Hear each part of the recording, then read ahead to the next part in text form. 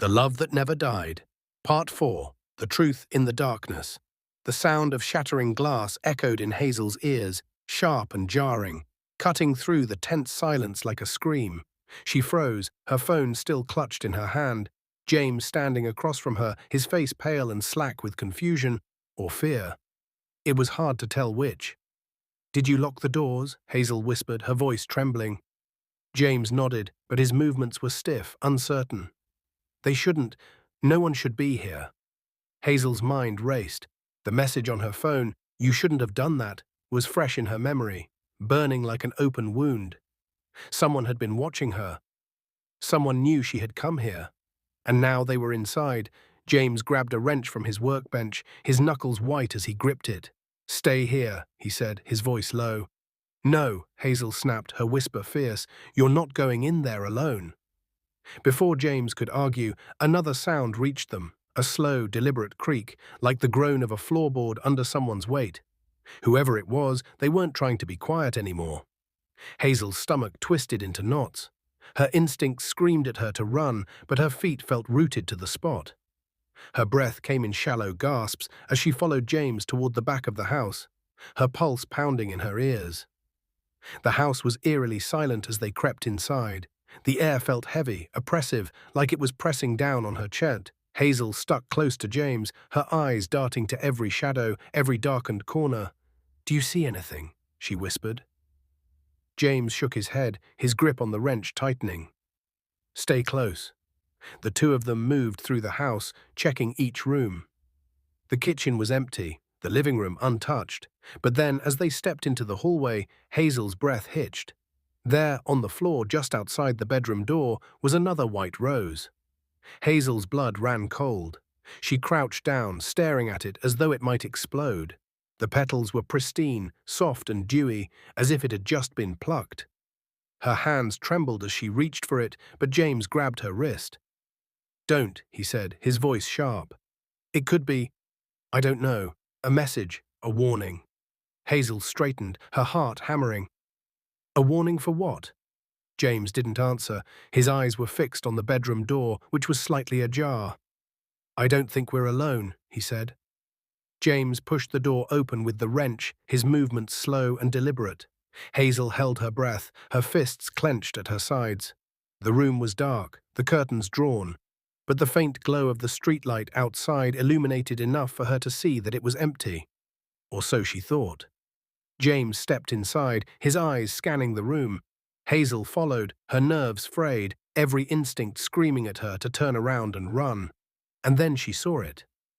On the bed, propped up against the pillows, was an envelope. It was stark white, the kind of envelope you'd use for a wedding invitation or a formal letter. Her name was written on the front in bold black ink. Hazel. Her breath caught in her throat. She glanced at James, who looked just as shaken as she felt. "Don't touch it," he said. But Hazel couldn't stop herself. Her hands trembled as she reached for the envelope, her fingers brushing against the smooth paper. She slid it open and pulled out the single sheet of paper inside. 3 words were scrawled across it in the same black ink. "You're too late." Before she could process the words, a loud crash sounded from the front of the house. Hazel dropped the letter, her heart leaping into her throat. James grabbed her arm, pulling her toward the door. "We need to get out of here," he said, his voice urgent. But Hazel hesitated, her gaze drawn back to the letter on the bed. "You're too late." What did it mean? Too late for what?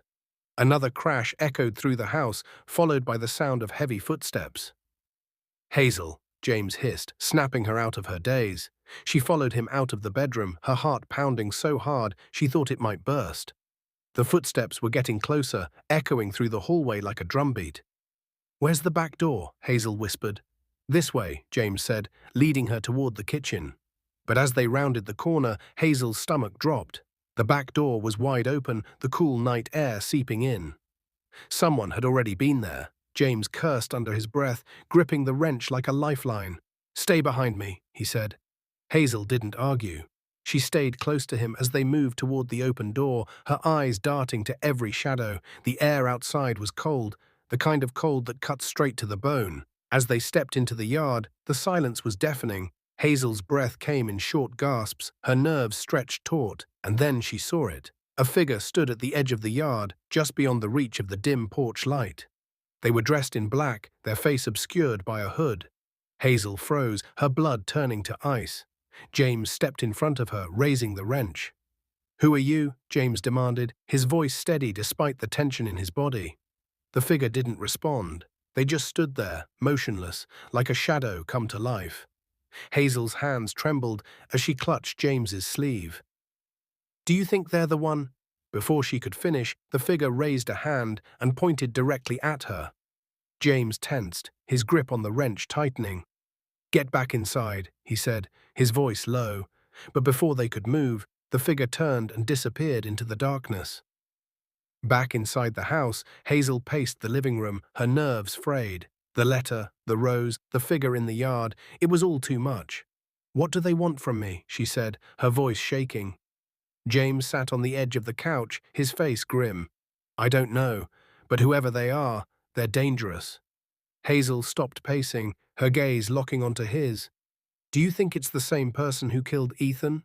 James hesitated, his jaw tightening. "It has to be. They're trying to scare you, to keep you from finding out the truth."